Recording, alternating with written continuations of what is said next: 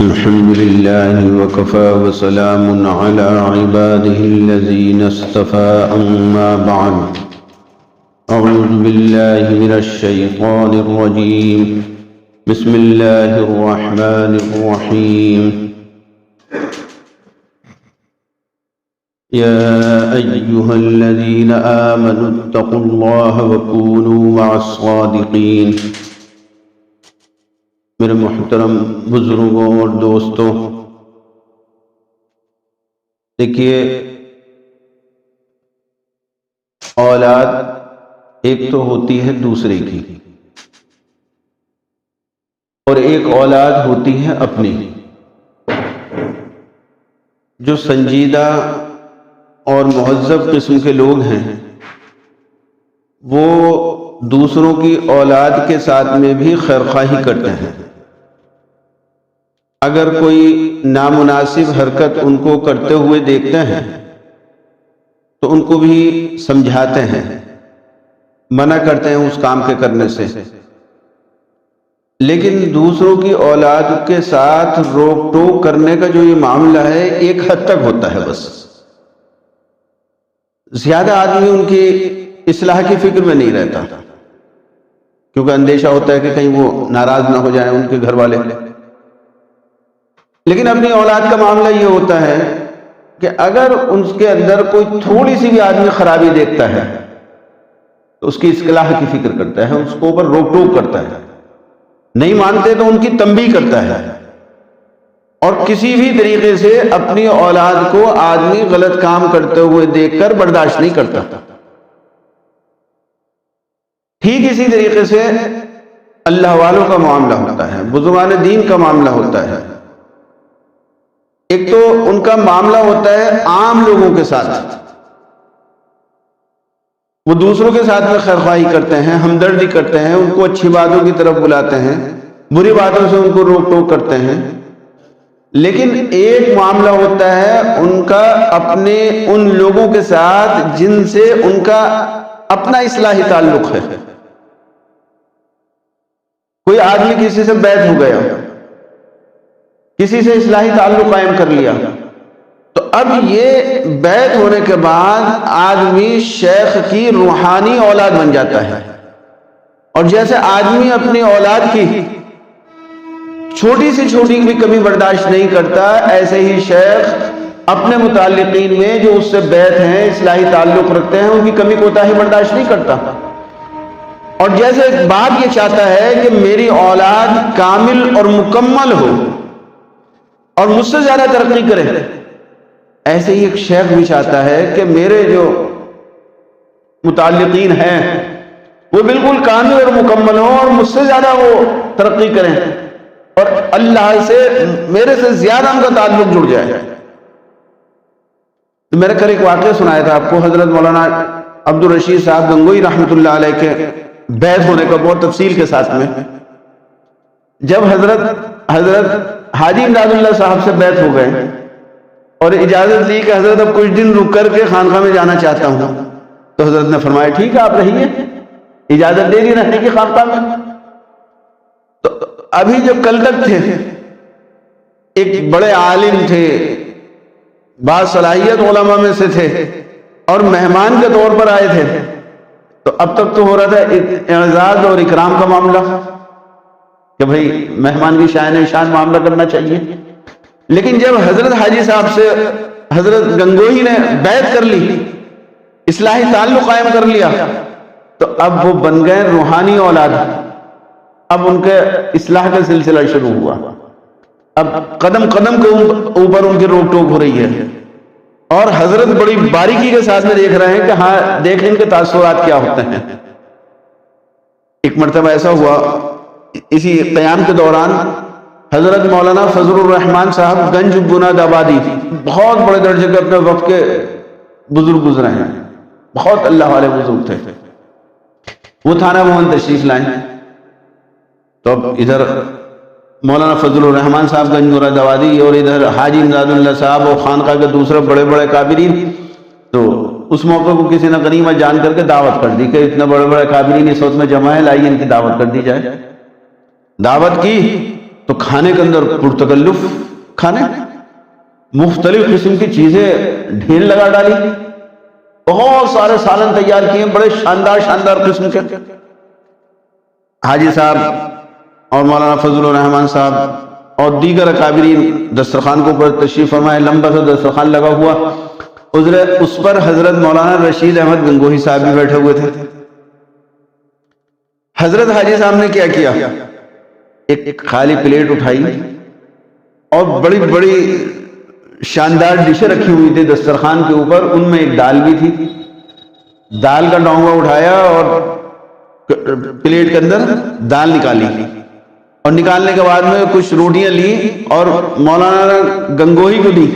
کہا کہ لو رشید احمد یہ دسترخوان کے کنارے پر بیٹھ کر کے کھا لو، یہ دسترخوان کے کنارے کے اوپر بیٹھ کر کھا لو۔ اور خود اور جتنے قابل تھے اور جتنے اور مہمان تھے وہ سب شاندار شاندار قسم کی چیزیں کھا رہے ہیں، کباب ہیں اور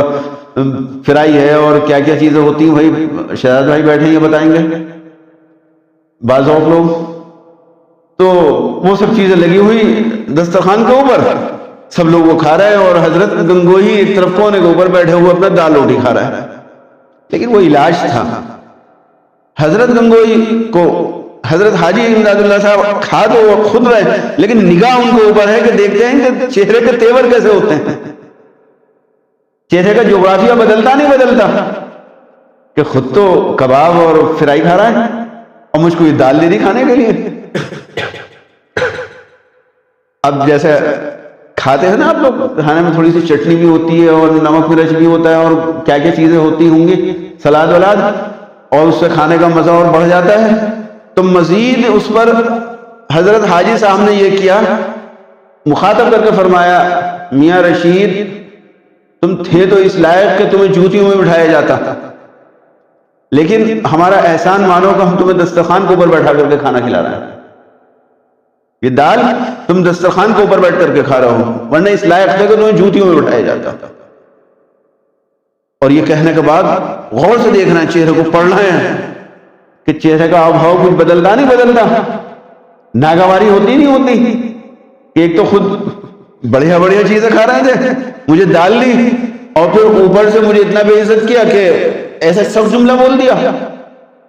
تو میاں وہ بھی حضرت گنگوہی تھے، کیا فرمایا؟ فرمایا کہ حضرت آپ صحیح فرما رہے ہیں، حقیقت تو یہ ہے کہ میں تو اس لائق بھی نہیں تھا کہ جوتیوں میں بیٹھ کر کے کھاؤں، یہ تو حضرت آپ کی ذرہ نوازی ہے کہ آپ نے مجھے دسترخوان کے اوپر بیٹھا رکھا ہے۔ یہ تھے، ایسے اصلاح ہوتی تھی میرے عزیزوں بزرگوں یہاں پر خانقاہوں میں۔ آج کر دے کوئی شیخ ذرا سا مرید کو کھانے میں ذرا سا نہیں پوچھا تو میاں نخرے دکھائے گا وہ کہ گئے تھے حضرت کیا وہاں تو انہوں نے کھانے کے لیے نہیں پوچھا، حضرت نے ہمارے ساتھ یہ کر دیا۔ یہ دیکھیے جب اتنا مٹایا ہے ان لوگوں نے اپنے آپ کو کسی بزرگ اور اللہ والے کے ہاتھ پر، تبھی تو آج تک ان کا نام باقی ہے۔ 30 دن 40 دن حضرت گنگوہی حضرت حاجی صاحب کے پاس میں رہے، اور جب جانے لگے تو حضرت حاجی صاحب نے خلافت اجازت کا پروانہ لکھ کر کے دیا کہ میں گنگوہی جاؤ، صاحب نسبت ہو گئے ہو، اب تمہیں اجازت ہے کہ جا کر کے لوگوں کو بیعت کرنا، خلیفہ بنایا جا رہا ہے۔ حضرت گنگوہی نے جب وہ پرچہ دیکھا کہ حضرت نے خلافت دی ہے تو فرمایا حضرت میں اس لائق کہاں ہوں کہ اتنی بڑی ذمہ داری کو نبھاؤں، خدا را مجھے معاف کیجیے میں اس کا اہل نہیں ہوں۔ تو حضرت حاجی صاحب نے فرمایا کہ میاں رشید احمد تم اپنے آپ کو اس کا اہل نہیں سمجھتے تبھی تو یہ خلافت تمہیں ملی ہے، اگر تم اپنے آپ کو اس کا اہل سمجھ رہے ہوتے تو تمہیں خلافت تھوڑی ملتی۔ اللہ نے تمہارے نفس کو مٹا دیا ہے، جو چیز لوگوں کو مدتوں سالوں میں جانے کے بعد حاصل ہوتی ہے اللہ نے یہ چند دن تھانہ بھون کے قیام میں تمہیں عطا فرما دی ہے۔ یہ ہے میرا عزیز دوستو اپنے اکابر کا احترام، اپنے اکابر کی تعلیمات کے اوپر عمل اور اپنے بڑوں کے سامنے اپنے آپ کو مٹانا، اپنی رائے، اپنا علم، اپنا مرتبہ سب حضرت گنگوئی نے مٹا دیا تھا، فنا کر دیا تھا اپنے آپ کو حضرت حاجی صاحب کے سامنے۔ دیکھیے چند دن کے اندر اللہ نے صاحب نسبت بنا دیا۔ آج لوگ خانقاہوں میں اللہ والوں سے تعلق رکھے ہوئے مدتوں گزار دیتے ہیں، سال ہاں سال گزر جاتے ہیں، لیکن معاملات صحیح نہیں ہوتے ان کے، جو تبدیلی آنی چاہیے وہ نہیں آتی۔ وجہ وہ یہی ہے کہ وہ اپنے آپ کو اپنے شیخ کے سامنے پورے طریقے سے مٹاتے نہیں، اپنے شیخ کے مزاج اور طبیعت کے مطابق نہیں رہتے۔ آج خود رائی کا مرض جو ہے وہ عام ہے، اپنی مرضی سے کریں گے جو کچھ کرنا ہے، سارے معاملات اپنے آپ طے کر لیں گے۔ تو خود اپنی مرضی سے کرنا ہے، خود رائی کرنی ہے، تو ظاہر سی بات ہے کہ کیسے سلوک طے ہو پائے گا، کیسے شیخ سے فائدہ ہو پائے گا۔ میں ایک واقعہ سن رہا تھا آج ہی، حکیم اختر صاحب ہمارے کابرین میں سے ہیں، حضرت کے بارے میں ایک صاحب بتلا رہے تھے، ہمارے حضرت کے ہی خلیفہ ہیں وہ بھی، کہ اس وقت میں حضرت کے مدرسے کا تعمیری کام چل رہا تھا اور بہت بڑی عمارت ہے حضرت کی، اونچی بلڈنگ، وہاں پر حضرت معائنے کے لیے گئے ہوئے تھے، اوپر بلڈنگ کے اوپر چڑھے ہوئے تھے، اور وہیں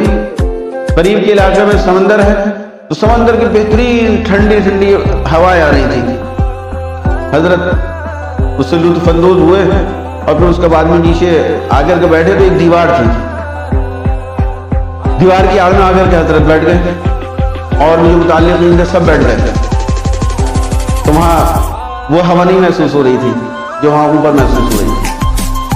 تو حضرت حکیم اختر صاحب نور اللہ مقدم نے فرمایا اپنے متعلقین سے کہ دیکھو ابھی ہم اوپر تھے، سمندر کی ہوائیں براہ راست ہمارے جسم کو لگ رہی تھی تو کتنا مزہ آ رہا تھا، ٹھنڈی ٹھنڈی ہوائیں آ رہی تھی، لیکن اب سمندر اور ہمارے درمیان یہ دیوار حائل ہو گئی، اب وہ ٹھنڈی ہوائیں یہاں پڑنے لگ گئی۔ فرمایا یہی معاملہ بس شیخ اور مرید کا بھی ہے، جب شیخ مرید براہ راست شیخ سے تعلق اور رابطہ رکھتا ہے، اس کی ہدایات کے اوپر عمل کرتا ہے تو اس کا فیض براہ راست اس کے اوپر جاری ہوتا ہے، لیکن جب مرید کوئی گناہ کرتا ہے، نافرمانی کرتا ہے اللہ تعالیٰ کی اور شیخ کی ہدایات کے اوپر عمل نہیں کرتا،